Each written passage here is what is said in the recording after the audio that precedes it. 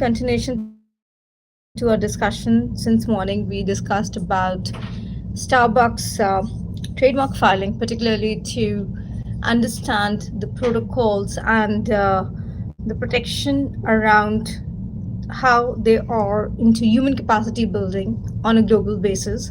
And that is very important for any brand to have team building exercises, team building protocols.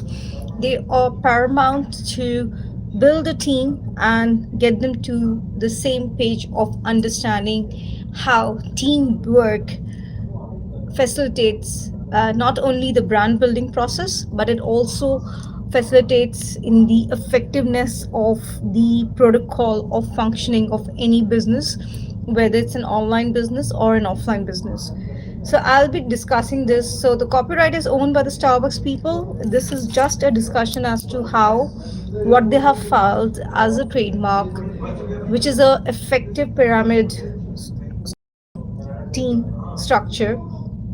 So at the bottom of the pyramid, which is the base, it is trust and relationship.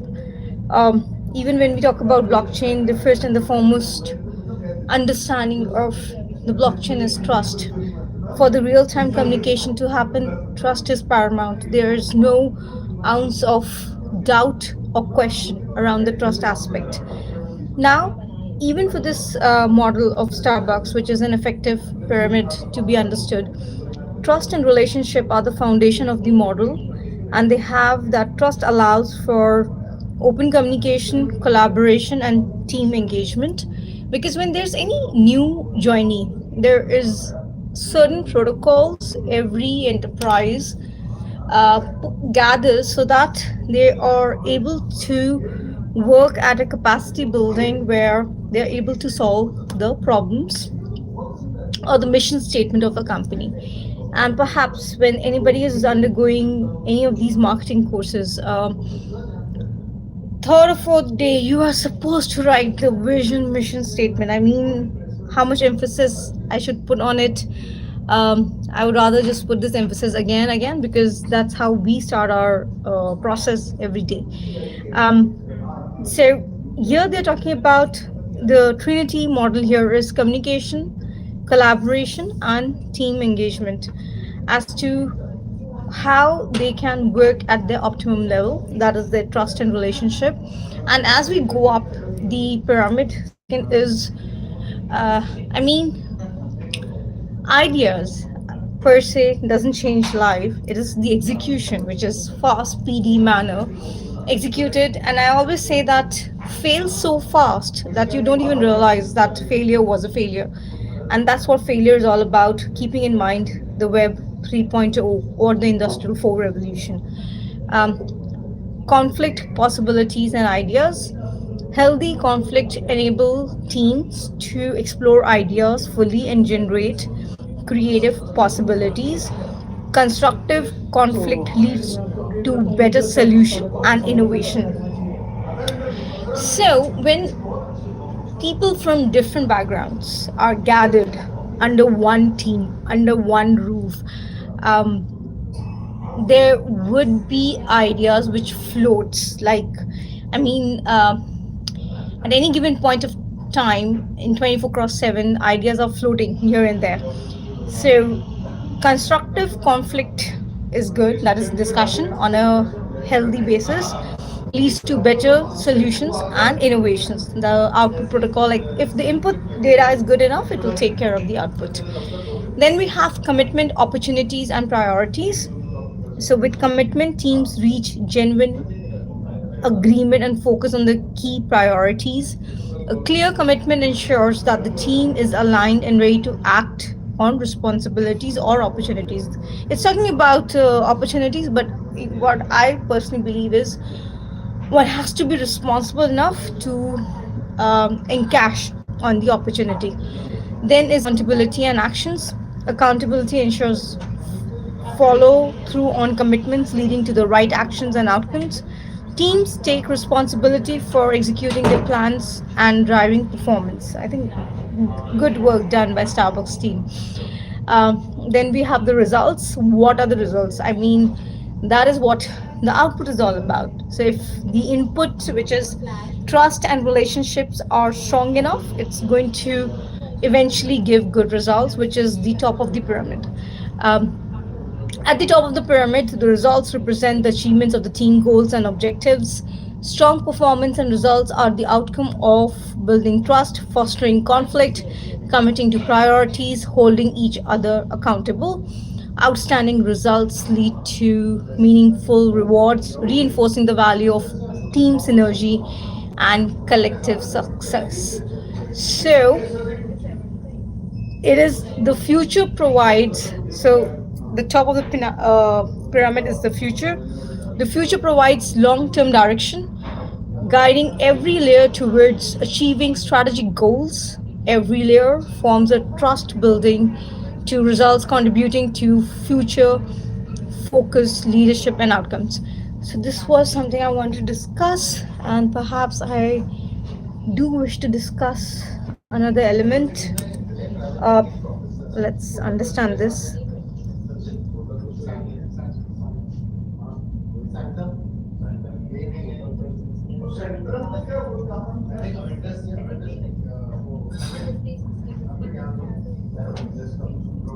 Okay, let's see this.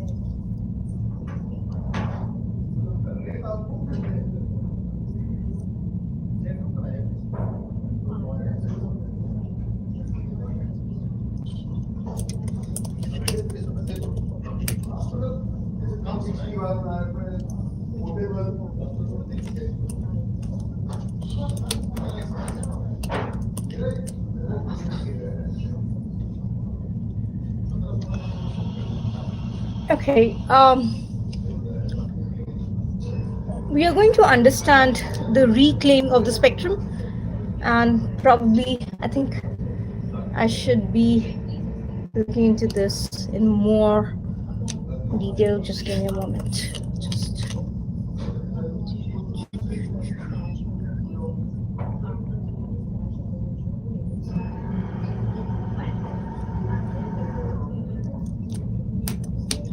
Spectrum Exchange Coordinator, that is SEC, and we have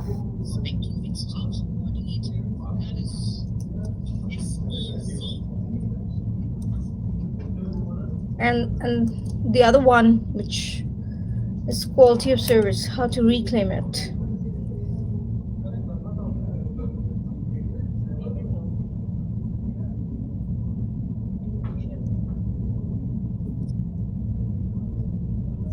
So the reclaiming is a dual risk evaluation to determine how reclaiming the lease spectrum will affect the quality of service. So partial and gradual reclaiming may allow the lease spectrum to be reclaimed with minimizing impact. Examples may be on time domain, frequency domain, and on cellular basis.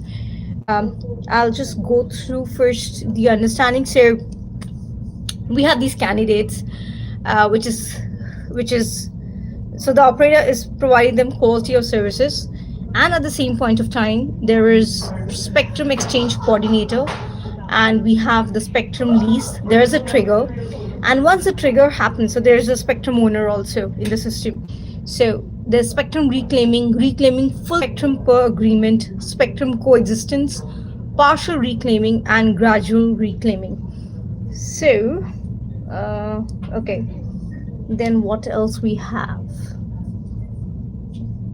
Okay, just give me a moment. Okay, how is the module working for the SEC? We have SLR module, that is spectrum leasing and reclaiming module. Then we have communication module. Then there's a system module. System module itself, we understand the power module, we understand the memory module, processing module, user interface module, communication interface module. I would rather say it's a simple iteration of stuff. So trigger, frequency, let's look into this. Okay, trigger reclaiming of lease spectrum to full reclaiming, yes or no. If it is no, reclaim entire spectrum which is leased out. Measure coexistence interference, quality of service acceptable, yes or no. If it is a no, then something else. If it is a yes, coexist in lease spectrum. If it is no, dual risk evaluation for partial reclaiming. If the quality of service is acceptable, then partial reclaim of lease spectrum. If it is a no, dual risk evaluation for gradual reclaiming, and then we have gradual reclaim of the lease spectrum. I have a question. Favorite thing about yourself? Interesting question. Favorite thing about myself? Am I supposed to answer this? I think people should answer this question. Favorite thing about themselves. Okay, we were understanding the dual risk evaluation here. So how the dual risk evaluation is happening? We are selecting a band or group of bands uh, for the deployment. Then we are measuring the interference for base station pairs, and when we are the interference of the base stations pairs, there's a determination step. Is all pairs scanned? If the answer is yes, something else happened. If it is no, it'll go back to the measurement of the BS. BS is base station here. And if it's in yes, determine the quality of service for each base station pair. Then rank base station pair based on impact to QS. And if the scanning of the bands is not possible, we go back to select the bands or group of bands for the deployment and allowing reclaiming based on ranking. Oh, I love the ranking part though.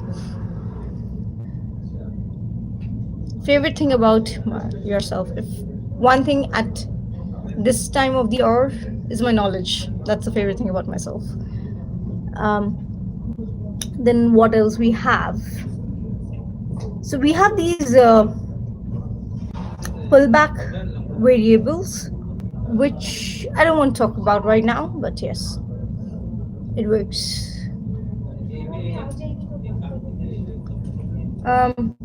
Okay.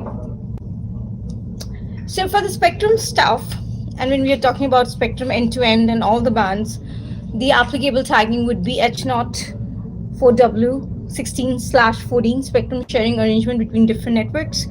Then we have H0 4W28/16 central resource management negotiation of resources or communication parameters. Example is negotiating bandwidth or quality of service. Then we have H0 4W72/085.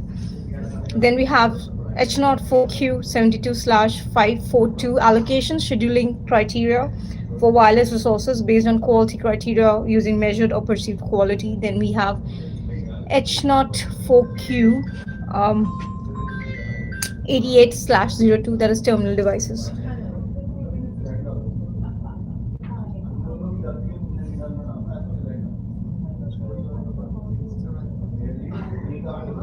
Okay, unregulated spectrum may be used by anyone. So there's a lot of spectrum which is unregulated, and short range wireless communication media, that is Bluetooth.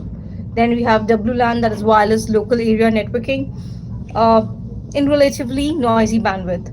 It might seem logical that designer would want to use unregulated spectrum whenever possible due to availability, cost saving. When unregulated spectrum is used and attracted for some candidates, a limitation is on the use, that is for short-range wireless communication. On the other hand, when we talk about regulated spectrum, is very limited. Emerging systems that seek to maximize utilization of regulated spectrum by sharing access amongst a plurality of candidates face many challenges. For example, some systems may allow an owner of the spectrum, say for example, one of the stakeholders could be a government, to lease their bandwidth to another party, which is the operator, in multiple cases on a limited agreement. However, there may be instances where there's immediate need on the part of the owner to reclaim. Now, who is the owner here? That's the question. Let's see. Government is not the owner. Owner of the spectrum is government entity, okay? It's fascinating stuff, right? Okay, interesting. Let's understand this. We talked about the modules.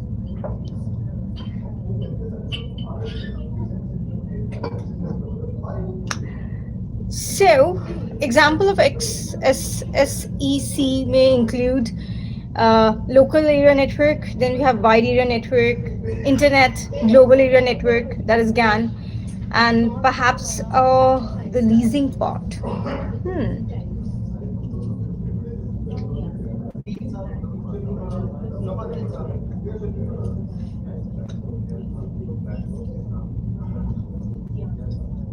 Okay.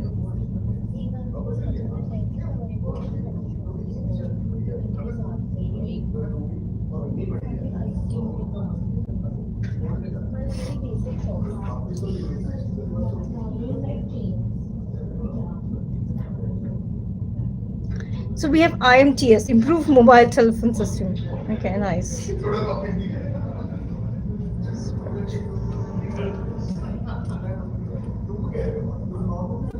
Have there? Okay, let me just see. This is 2005. Spectrum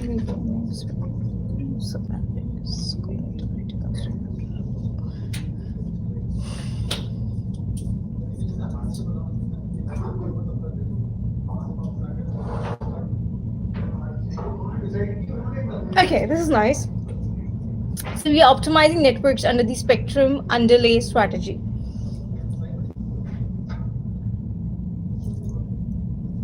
I'm not getting into the details, but we will just talk about there's a coexistence of several systems, which includes macro, micro, femto, or Wi-Fi layers. If I have to select, so I did work on this application way back. I think now it's a decade back application, talking about traffic management, that is flow control and congestion control, that is H04W28/02. For the arrangement of optimizing operational condition, H04W24/02. And perhaps self-organizing networks, that is ad hoc networks or sensor networks, that is H04W84/18. That is one of the use case studies of IoT. Okay.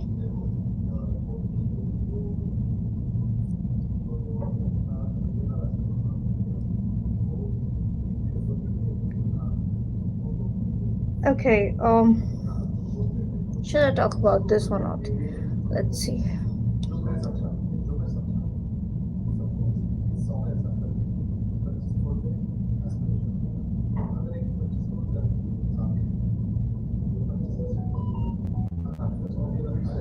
So architectural landscape. Okay, access point devices, that is H04W88/08. And the other one would be mobile application services or facilities specially adapted for wireless communication networks, H04W4/00. Spectrum sharing arrangements between different networks is H04W16/14. Then we have signal to interference ratio, that is SIR.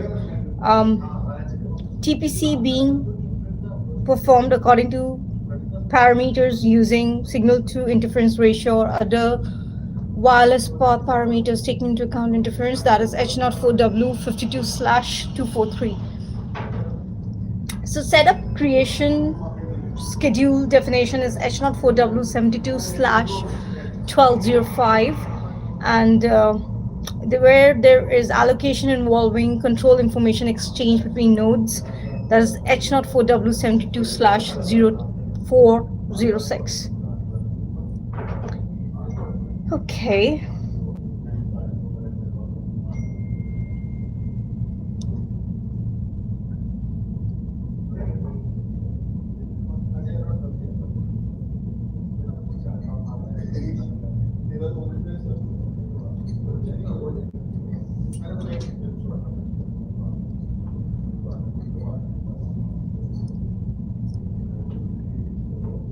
So I'll just finish the synopsis. I just wanted to, okay. So for the modules, we can also have, we talked about dynamic data UI. At the same point of time, we can also have preference analysis module to take care of it. And perhaps if I have to give classification, it would be dependent on the analysis of the geometric attributes G067/60. And we have movement of behavior, that is gesture control. There's a lot of AR, VR stuff being developed around the gesture control. That is G06V40/20. So yeah, I think we are good for now. I did the analysis of Starbucks, so probably I'll put it in the Word format and ship it in the online world for folks to understand. And definitely, I think Starbucks has done quite well in terms of just having a guiding principle around the pyramid itself, which can be utilized to solve the uh, solve the issues of team building, because team building is important. And currently with the Web 3.0 and the others, team size is going to be small, very small. So the work ethics and everything has to be on the same page, so the operational quality is good in the long term, and the OPDs, which are one page document, should be very clear at the first stance itself. And obviously, once there is repeated over a period of on what timeline is all about, I'm of the opinion personally it's going to work out in wonders. Thank you for watching this out. Have a great. I think we have some holidays in Delhi, in India right now, so it's a holiday season again. So yeah, thank you for watching this out. Have a great day ahead.